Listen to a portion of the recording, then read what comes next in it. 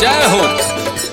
चुनाव के लहर चारों तरफ चल रहल बाटे भैया, और यह चुनाव के लहर में हमनी के बीच देवहरा पंचायत से हावी मुखिया प्रत्याशी सुशील कर्मठ और सच्चा मुखिया पद से बबीता देवी जी चुनाव लड़ रहल बाड़ी, तो उन्हीं के विजयी बनावे के बा आ मुखिया पद से जितावे के बा। वोट मांगता ये चाची, वोट मांगता, वोट मांगता ये चाची, वोट मांगता कि हउए बलराम गिरी रउए बेटा कि बबुआ राउर वोट मांगता कि बेटा राउर वोट मांगता।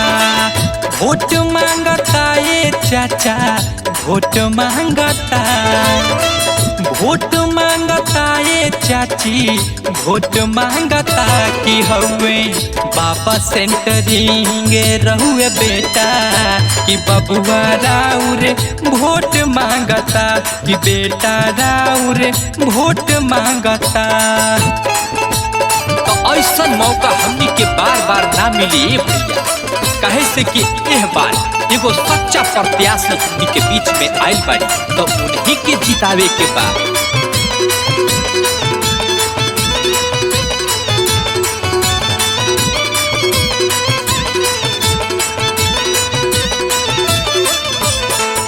केहुओ के कहला में जानी तू हुई हा, बेटा हई तोहरे दादी हमरे के जीतई हा, हमरे के जीताई हा, हमरे के जीताई हा। केहुओ के कहला में जानी तू हुई हा, बेटा हई तोहरे दादी हमरे के जीतई हा।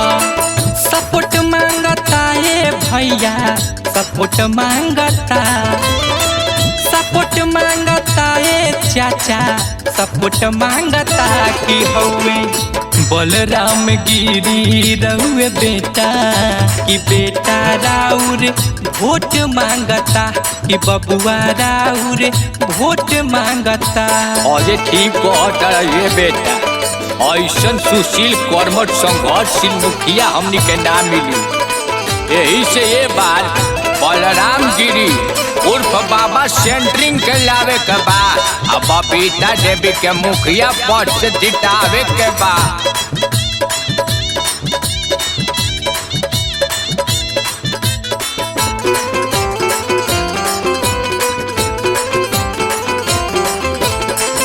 बहेला बसंती जैसे सगरो बोले वाला बा, जीती है बबीता देवी ई नहीं के हाला बा, ई नहीं के हाला बा, ई नहीं के हाला बा। बहेला बसंती जैसे सगरो बोले वाला बा, जीती है बबीता देवी ई नहीं के हाला बा। खोट लगता है काका, खोट लगता, खोट लगता है काका, खोट लगता की बातें विरोधियन के दिलवा सब काला, यही से हमरा खोट लगता कि बेटा राउर वोट मांगता।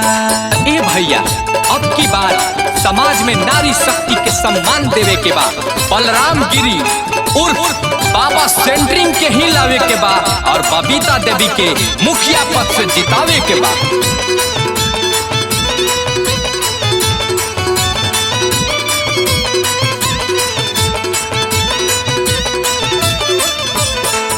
देहोरा पंचायत में रुकल बा विकास हो, उहे पूरा करे खातिर लेके आईनी आस हो, लेके आईनी आस हो, लेके आईनी आस हो। देवहरा पंचायत में रुकल बा विकास हो, उहे पूरा करे खातिर लेके आईनी आस हो।